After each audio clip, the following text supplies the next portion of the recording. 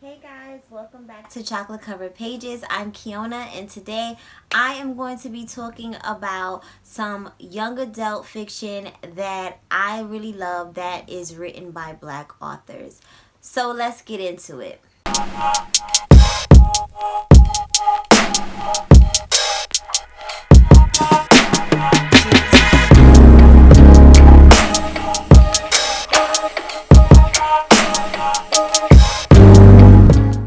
So the first book I want to talk about is Long Way Down by Jason Reynolds. I'm holding up the graphic novel version because I never even owned the regular version. I actually listened to it on Audiobook. So I'm just holding this up for now. This book is very, very short. I believe the audiobook is only like maybe 3-4 hours or so, and it is also written in verse. This book is about a kid whose older brother gets shot and killed, and he believes that he knows the gang member who apparently did this to his brother. So he has decided that he wants to go and get revenge. So he gets a gun and he gets into the elevator, and this entire book is pretty much his entire way down on the elevator heading to this guy to go and kill him. It just keeps stopping at every floor for some reason, and every time it stops at a different floor, another person gets on. And he knows the person each time, and that is pretty much all I will say about that because I don't want to give it away, but it is such a powerful book. So even though this book is geared towards young adult readers, I feel like adults can definitely get something out of it because I know I definitely did. Another book that I would like to recommend is called Annie John by Jamaica Kincaid. And this, it was actually my first Jamaica Kincaid novel, and I picked this one up first because I knew it was YA, so I was just thinking this could be like a good introduction to her, and this one did not disappoint. Annie John is a very complex character in my opinion. This is a coming of age novel about Annie John. When the story first opens up, she is very young and she is showing her relationship with her mom. They're very, very close. She sleeps in her mom's bed, and then at a certain point, I believe it's once Annie John reaches about 12 or so, her mom starts to detach herself from Annie John and, tell her, like, okay, you're a woman now. you know, Go off and, be a woman. You can't be all over me anymore. We can't be sleeping in the same bed. Like, their whole relationship just, like, completely changed. And I learned a lot from this book as far as how complex relationships between mothers and daughters can be. And I will always pick up books that have those kinds of themes in it because I'm just very interested in it. And I personally, at first when I was reading it, I was just thinking, Annie John, girl, like, grow up. But then as I started to keep reading it and, really understanding what's going on, I'm like, dang, Annie John's mom could have been a little bit more understanding that, at the end of the day, we always still need our moms. I mean, I'm 33 and I still need my mom. Like, this is just, it's just how it is. You never stop being a mom, and I just feel like her mom just kind of threw her in the deep end, without any kind of real direction. There's also other themes about like sexuality and just finding yourself, just finding yourself. And I really do love a coming of age novel, and this one definitely hit the spot for me. So before I go any further, I want to ask you if you were alerted to this video from YouTube. Did you get a notification for this video from YouTube? If you did not, here's what I want you to do. I want you to go to that bell and I want you to click on it again, and I want you to click always. That way you can always know when a new video is up. Not sometimes, okay? All the time, because these things is not easy, okay? You see, I got the head wrap today because these braids are on their last leg, so I was not going to do that to y'all. So please click that bell. Always know when I'm putting up videos so we could continue to vibe out with each other. Thank you. The next book I want to recommend is Pride by Evie Zaboy, and I really enjoyed this book. This is a Pride and Prejudice retelling, and I'm gonna be honest, I have never read Pride and Prejudice. I do own a few copies of it because I just really like it when old classics get those beautiful covers. I just love to collect them. But I am going to get to it. So I really can't speak to the fact of, oh, is this a really good retelling or not? I don't know. Don't ask me. What I can say is that I enjoyed this one.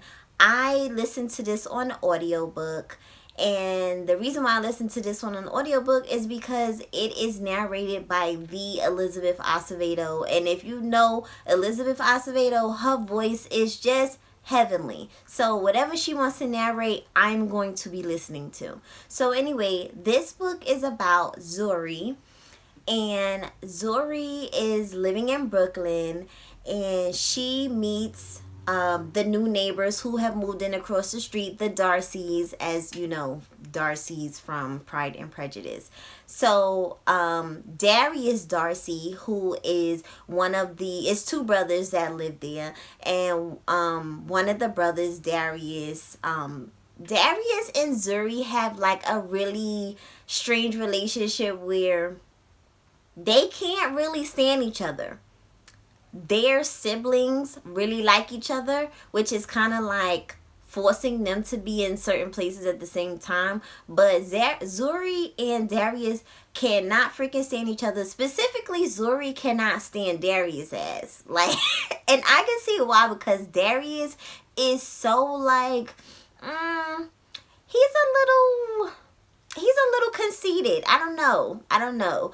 But Zuri, she on her Brooklyn stuff. I'm from Brooklyn too, and I feel her. You can't just be coming up in my hood, acting like you own stuff, and no. That's not how that's gonna work. So I love this book because it is really talking about gentrification. Like, the Darcys moving in, they're pretty well off. And, Zuri is really trying to fight against all these new people that are coming into the neighborhood. All of these, they shutting down bodegas. They getting rid of her neighborhood, areas. And I love reading about, this girl being in Brooklyn. She's walking through her hood. This reminds me of me growing up in Brooklyn.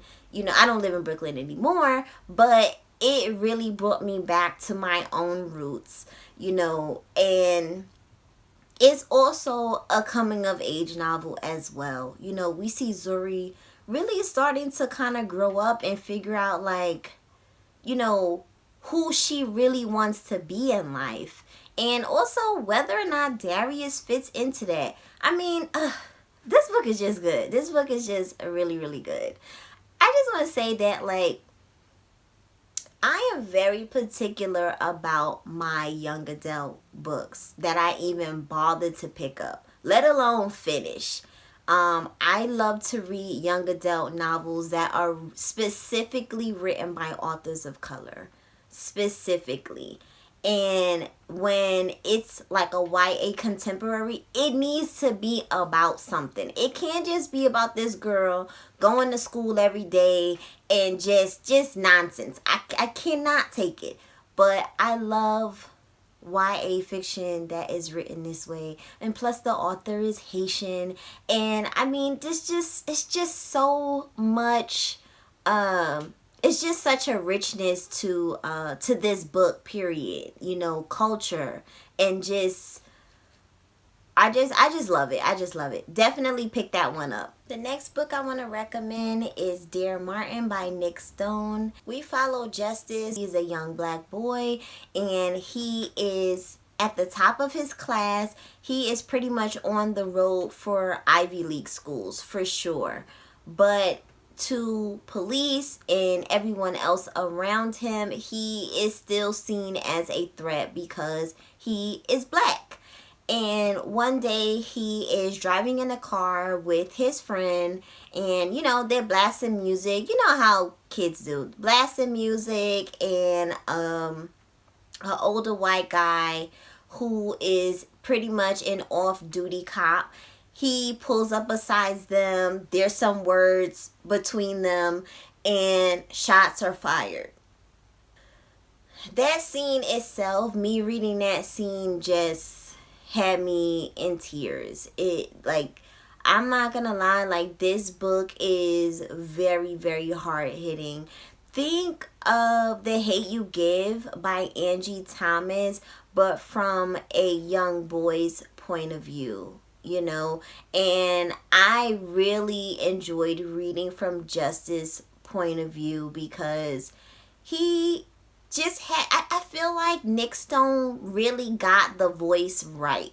Sometimes when you're reading a young adult novel, you could just tell it's written by an adult. But this book, you can tell that she has done a bit of research. She's got the slang in there. And it is spot on. It's not even just oh, you tried it. It is actually really impressive and believable. So Justice also has decided to start a journal writing to Dr. Martin Luther King Jr. Just like Dear Martin. This is what today was like. What would you do if you were me?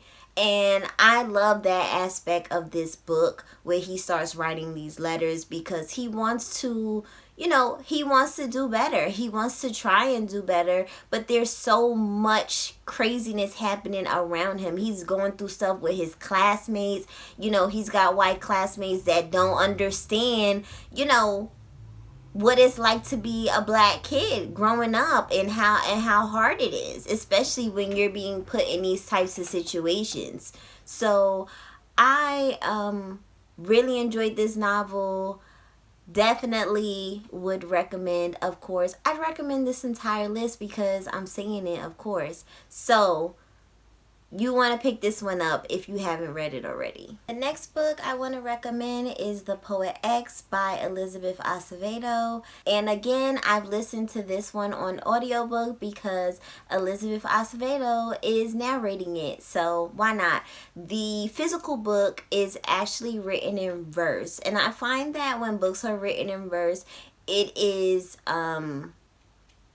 best to listen to it on audio because then you can hear kind of how it was meant to be received. So this book is about a young girl named Xiomara, and she lives in Harlem, and she is now a teenager. Her body is starting to fill out. She's getting curves, and in New York, when you're getting curves and you walking down the block, there's the guys in front of the bodega and they catcalling you. They're saying all types of crazy stuff. And she's handling it the best way she knows how. But she's been fighting a lot of people in this book. She's fighting for her brother. She's just fighting. She's letting her fists do the talking because, I'm not gonna lie. Sometimes guys just don't listen. They just don't listen. So I'm not mad at that. But her mom is very religious, and I think Xiomara is definitely questioning some things as far as her own relationship to religion and how she feels about that. But at the moment, it's kind of being forced down her throat by her mom. And there is a poetry slam at school, and she wants to take part in it. She has been writing a lot of poetry. She has a journal where she keeps these poems in. And her mom is not happy about her doing this at all, because anything that's not related to her studies and church has to go.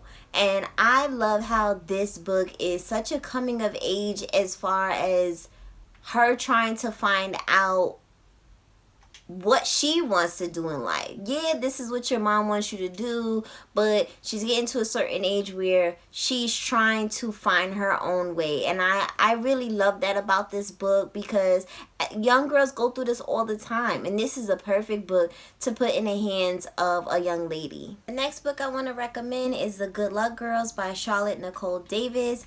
And I might have already mentioned this book before, but I love it, so here it goes again.